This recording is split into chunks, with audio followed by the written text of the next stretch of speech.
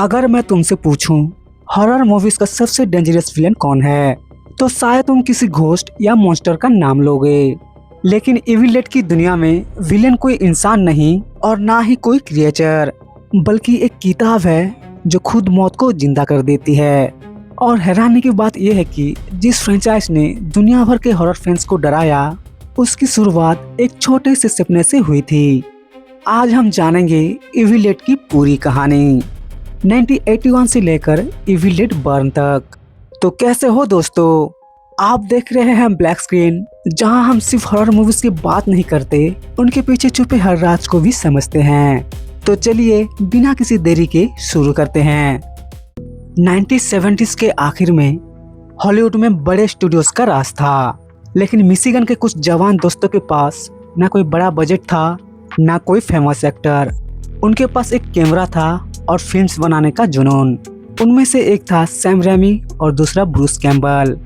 बचपन से ही दोनों घर के बैकयार्ड में छोटी छोटी फिल्में शूट करते थे, कभी एक्शन, कभी कॉमेडी, कभी हॉरर। उन्हें तब शायद अंदाजा भी नहीं था कि एक दिन यही शौक दुनिया की सबसे पहचाने जाने वाली हॉरर फ्रेंचाइज में से एक बन जाएगा। फिल्म बनाना इतना आसान नहीं था, बजट इतना कम था कि बार बार शूटिंग रोकनी पड़ती थी। लेकिन सैम रेमी ने हार नहीं मानी। फ्रेंड्स, रिलेटिव्स और लोकल इन्वेस्टर से थोड़ा थोड़ा पैसा इकट्ठा किया गया, लेकिन किसी को पैसा देने के लिए मनाया कैसे जाए। लेकिन इसका जवाब था विद इन द वुड्स। ये सिर्फ एक शॉर्ट फिल्म थी, ना थिएटर्स के लिए ना ऑडियंस के लिए।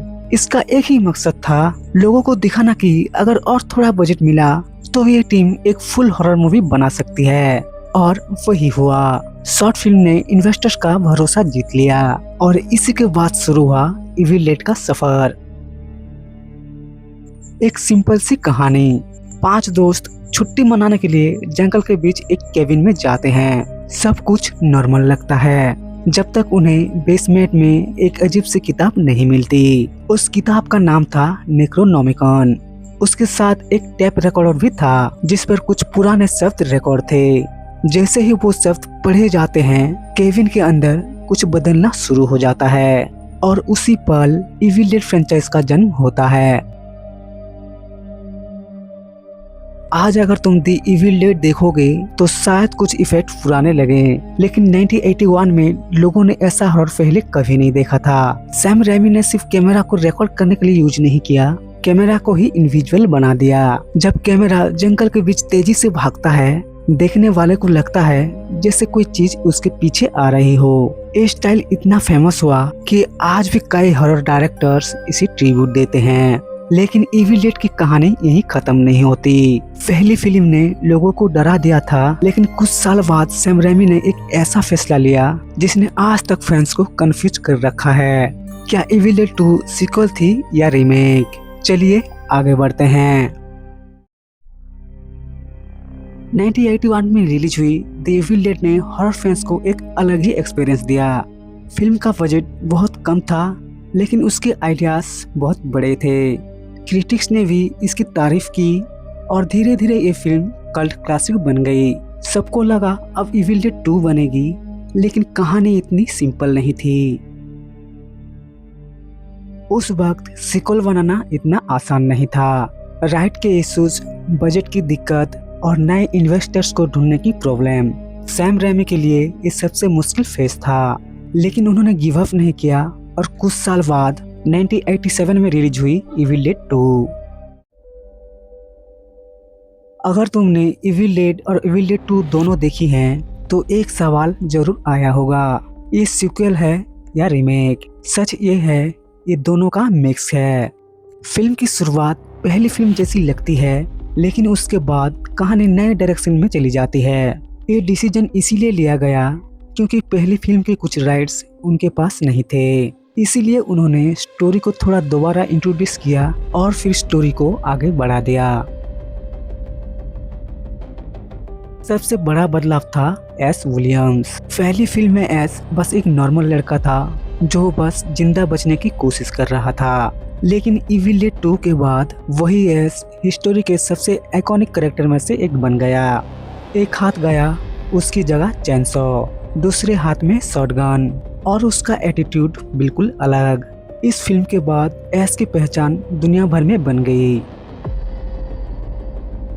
यहीं से सैम रेमी ने एक रिस्की एक्सपेरिमेंट किया, सिर्फ हॉरर नहीं, हॉरर के साथ डार्क कॉमेडी। कभी एस अपने हाथ से लड़ रहा है, कभी घर की चीजें उसका मजाक उड़ा रही हैं और कभी ऑडियंस डरने के साथ साथ हंस भी रही होती है। उस वक्त ये स्टाइल बिल्कुल नया था और इसी वजह से इविल डेड 2 बाकी हॉरर मूवीज से अलग दिखने लगी। इविल डेड 2 रिलीज के बाद ये फ्रेंचाइज सिर्फ स्कैरी मूवी नहीं रही, इसकी अपनी आइडेंटिटी बन चुकी थी। Fast camera movements, crazy practical effect और एस विलियम्स, ये तीनों चीजें इविल डेड की पहचान बन गईं।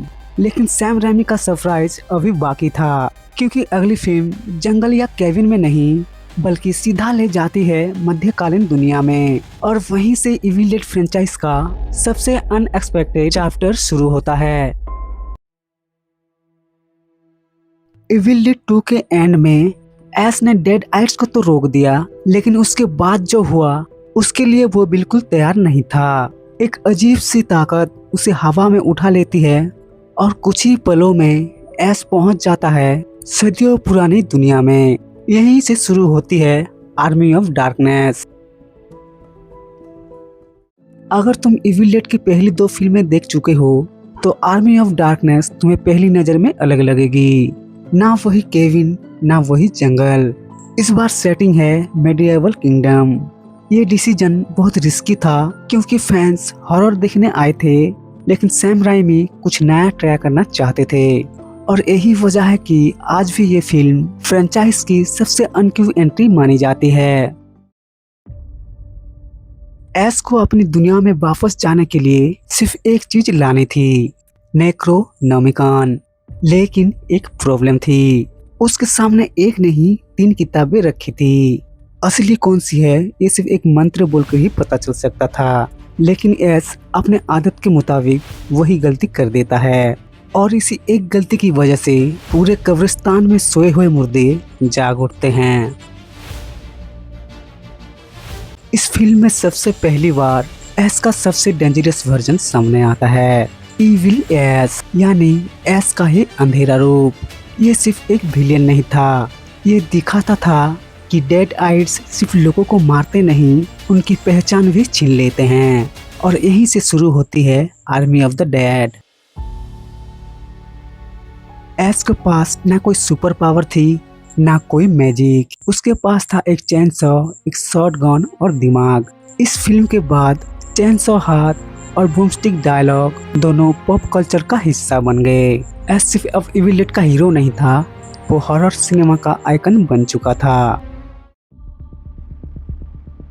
फैंस को भी फिल्म पसंद आई, क्रिटिक्स ने भी तारीफ की, लेकिन बॉक्स ऑफिस पर आर्मी ऑफ द डार्कनेस उतना कमाल दिखा नहीं पाई, और इसी वजह से लगने लगा था कि शायद यही इविल डेड फ्रेंचाइज का एंड है। सैम राइमी अपने दूसरे प्रोजेक्ट में बिजी हो गए, ब्रूस कैम्बल भी आगे बढ़ गए, और धीरे धीरे इविल डेड का नाम सिर्फ पुराने हॉरर फैंस तक सिमटने लगा। कई सालों तक कोई नई फिल्म नहीं आई, बहुत से लोगों को लगा ये फ्रेंचाइज शायद कभी वापस नहीं आएगी, लेकिन लगभग 20 साल बाद एक अनाउंसमेंट ने पूरी हॉरर कम्युनिटी को हिला दिया।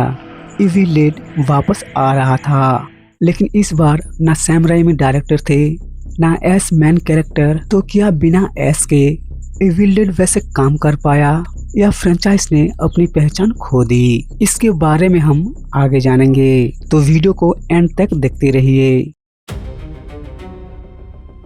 आर्मी ऑफ द डार्कनेस के बाद फैंस को लगा था कि शायद इविल डेड की कहानी यहीं खत्म हो गई, लेकिन सैम राइमी और ब्रूस कैम्पल के दिमाग में फ्रेंचाइज को जिंदा रखने का प्लान अभी भी चल रहा था। कई सालों तक इविल डेड को लेकर छोटी मोटी बातें होती रहीं, लेकिन कोई नई फिल्म अनाउंस नहीं हुई।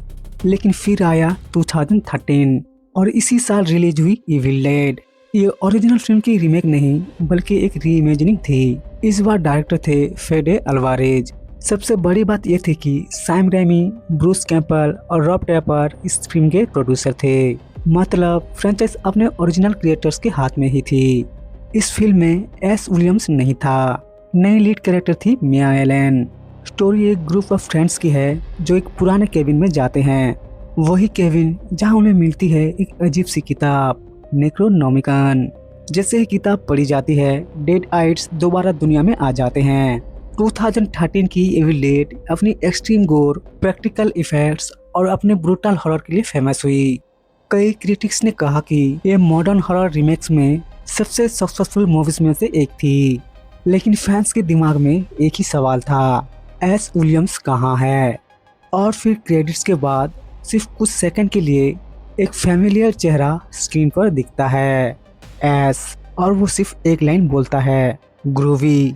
बस एक शब्द, लेकिन इसी एक शब्द ने पूरे फैंडम को हिला दिया। सबको लगा कि एस की वापसी अब पक्की है, लेकिन फ्रेंचाइज ने फिर एक और सरप्राइज दिया। 2023 में रिलीज हुई इविल डेड राइज। इस बार कहानी जंगल के केबिन में नहीं, बल्कि एक पुरानी अपार्टमेंट बिल्डिंग में सेट थी। ये चेंज बहुत रिस्की था, लेकिन इसी वजह से फिल्म अलग फील हुई। लीड कैरेक्टर्स बेथ और एली थे। जब नेक्रोनॉमिकन दोबारा मिलता है तो एली एक डेड आइट्स बन जाती है, और उसके बाद शुरू होता है इविल डेड फ्रेंचाइज का सबसे डिस्टर्बिंग फैमिली हॉरर एक्सपीरियंस। इस फिल्म ने दिखाया कि इविल डेड सिर्फ केविन तक सीमित नहीं है। जहां तक नेक्रोनॉमिकन पहुंच सकती है, वहीं से डेड आइट्स का खौफ शुरू हो सकता है। और सबसे इंटरेस्टिंग बात, फिल्म में 3 अलग नेक्रोनॉमिकन का कॉन्सेप्ट दिखाया गया। यहीं से फैंस ने थ्योरी बनाना शुरू कर दिया कि इविल डेड का यूनिवर्स पहले से कहीं ज्यादा बड़ा है। वीडियो के आगे में हम बात करेंगे इविल डेड 1 की, उसके कनेक्शन, थ्योरीज और फ्यूचर ऑफ द फ्रेंचाइज की। वही चैप्टर पूरी हिस्ट्री को एक साथ जोड़ देगा। 2023 में इविल डेड राइज के बाद एक सवाल हर हॉरर फैंस के दिमाग में था, क्या इविल डेड फ्रेंचाइज के पास अब भी कुछ नया दिखाने के लिए बचा है? और इसका जवाब मिला इविल डेड 1 के साथ। इस बार डायरेक्शन संभाली सेबेस्टियन वेनिचेक ने, जबकि सैम रेमी और रॉब टैपर प्रोड्यूसर के रूप में फ्रेंचाइज से जुड़े रहे। लेकिन सबसे अच्छी बात ये थी, फिल्म ने पुरानी चीजों को रिपीट करने की कोशिश नहीं की। इस बार कहानी एक ऐसे परिवार के अराउंड घूमती है जो पहले से ही दुख और पर्सनल प्रॉब्लम से जूझ रहा होता है, और फिर डेड टाइड्स उनकी जिंदगी को नरक बना देते हैं। इस फिल्म में फिर से हमें मिलता है नेक्रोनॉमिकन और वही पुराना रोल। जब भी इस किताब की शक्ति जागती है, तबाही शुरू हो जाती है। लेकिन इविल डेड 1 सिर्फ गोर दिखाने के लिए नहीं बनी। इस फिल्म ने फ्रेंचाइज की मैथोलॉजी को और बड़ा करने की कोशिश की है। कई रेफरेंसेस और ईस्टर एग्स पुरानी फिल्मों से कनेक्टेड होते हैं, और ये फील देते हैं कि इविल डेड की अलग अलग कहानियां एक ही यूनिवर्स का हिस्सा हो सकती हैं, और यही चीज इविल डेड को दूसरे हॉरर फ्रेंचाइज से अलग बनाती है। यहाँ जरूरी नहीं कि हर फिल्म में एस विलियम्स हो। कैरेक्टर बदल सकते हैं, लोकेशन बदल सकती है, लेकिन एक चीज कभी नहीं बदलती, नेक्रोनॉमिकन। जब तक एक किताब मौजूद है, डेड टाइड्स का खौफ कभी खत्म नहीं होगा। 1981 में शुरू हुआ इविल डेड का सफर आज इविल डेड 1 तक पहुंच चुका है। इतने सालों में कैरेक्टर्स बदले, कहानियां बदली, लेकिन एक चीज कभी नहीं बदली, नेक्रोनॉमिकन। और शायद इसी वजह से इविल डेड सिर्फ एक हॉरर फ्रेंचाइज नहीं, हॉरर सिनेमा की एक लेगेसी बन चुकी है। अगर आपको एक कंप्लीट हिस्टोरी पसंद आई हो तो वीडियो को लाइक करें, ब्लैक स्क्रीन को सब्सक्राइब करें, और कमेंट्स में बताएं अगली कंप्लीट हिस्टोरी किस हॉरर फ्रेंचाइज की देखना चाहेंगे।